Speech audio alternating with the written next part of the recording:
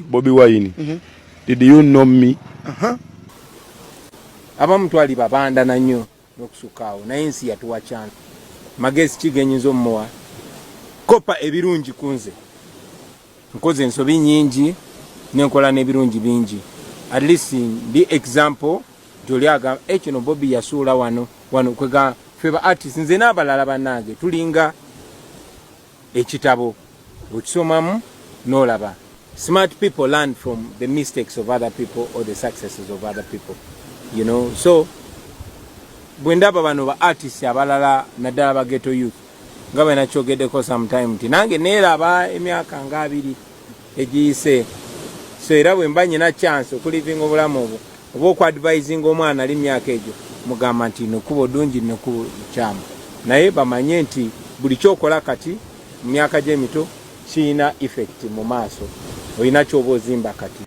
Nino kibanda agamba mukoppereko biri ebirungi. Nga biriwa. Nandi nekyembuuza gwe ebirungi bibona baje kibanda byali yakoze bigamba byesolo mukoppera. Byagamba mukoppereko ebirungi. Gwe ebirungi bibona kibanda byali yakoze. Byagamba mukoppereko. Anti simanyi ebirungi nga biriwa. Nati nekyembuuza nange. Yagambye koppe ebirungi. Nange nesimbewo. Nzo kirungi nakyo. Anti sinzo otesimbawo nenge ebirungi byakola yayimba. Okitegeera. Yayimba ayinange nkola ki? Oyimbye. Nange nyimba. Yayisa bulungi nzoza nange neyisa bulungi. Awenzo bayisako obubi nange neyisako obubi. Kale simanyi bulungi nabo biwe buli nenga fya tukola ekituufu tino answer etya. Answer tunoonyemu kubeera baakabi. Ebigambo ebyo by'owulidde bya mukulu Alien Skin ng'agamba Bobi Wine. Sako n'ebigambo ebya Bobi Wine nga aweereza obubaka oba kankuyite okubuulirira Alien Skin. Ffenna tukimanyi nti Alien Skin yatandika okuyimba nga omuntu gw'alabirako oba role model we ye Bobi Wine. Ebintu Alien Skin ebisinga obungi byakolebwa Bobi Wine. Entambula yatambuzaamu ebintu bye, obubanda bwe yeeyita, byonna mu music industry ene Uganda byakolebwanga Bobi Wine. Wabula Bobi Wine mu bigambo byagamba nti si kibi omuntu okoppa omuntu oba otambula mu kifaananyi ky'omuntu omulala, naye omuntu mukoppeko ekintu ekirungi. Ffenna tukimanyi nti Alien Skin okwagalwa ennyo abantu oba okufuna ennyo obuwagizi bw'alina mu kaseera kano kyava ku nkola ye ey'ebintu eyeefaananyiriza eya Bobi Wine. Twogera kati ku Bobi Wine ng'omuyimbi, kubanga Bobi Wine yali kibanda edda mu music industry ye Uganda. Kakati mu kaseera kano mweno generation tulina Alien Skin ekibanda aliko. Alien Skin ono bwe yali atandika okuyimba yeegomanga nnyo Bobi Wine. Mu kwegomba Bobi Wine yakoma okwo yatandika okukola ebintu ebimu ebifaananyiza nga Bobi Wine bye yakolanga. Bobi Wine yavuganga mmotoka agabwatuka. Bobi Wine yabeeranga n'eggaali, byonna yabikolanga. Yabeeranga asalawo, yabeeranga n'ello. Bobi Wine buli kimu yakikola. Alien Skin byonna naye abikoze. Awo kwali tannaba kutuuka ku level ya Bobi Wine naye Alien Skin tukkirize generation eno agiyuguumizza. Bobi Wine agamba nti Alien Skin bw'aba waakumukoppa amukoppeko ebintu ebirungi, si kumukoppako bintu bibi, amukoppeko ebintu ebirungi.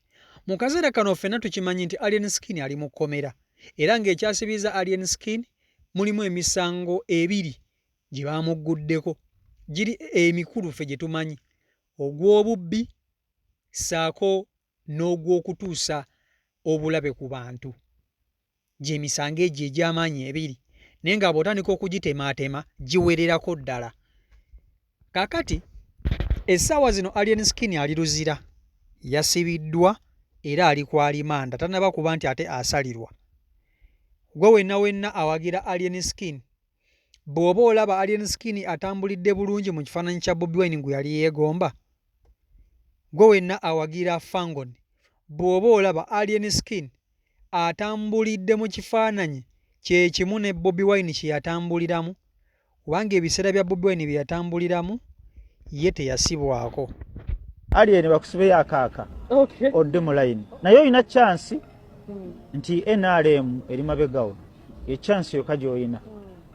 Naye NRM betakubeererewo ojja kuwooma ekigambo ekituufu ne sipapa bino byonna yabikola yali nga muwagizi wa NRM nnyo bamusibeyo akeezi myezi 2 oba oliawo n'omwaka ekyesaba naye nga badde sikimwagaliza kubanga ekkomera ttaala ya ku nsi tere natuukayo sinza afa atanyirira alaba nenvayo ninga akanyonyi Alien Skin ekyamutuuseeko tumusaasira musajja wattu naye nga ekyamutuuseeko kyali kyalwawo mutuukako.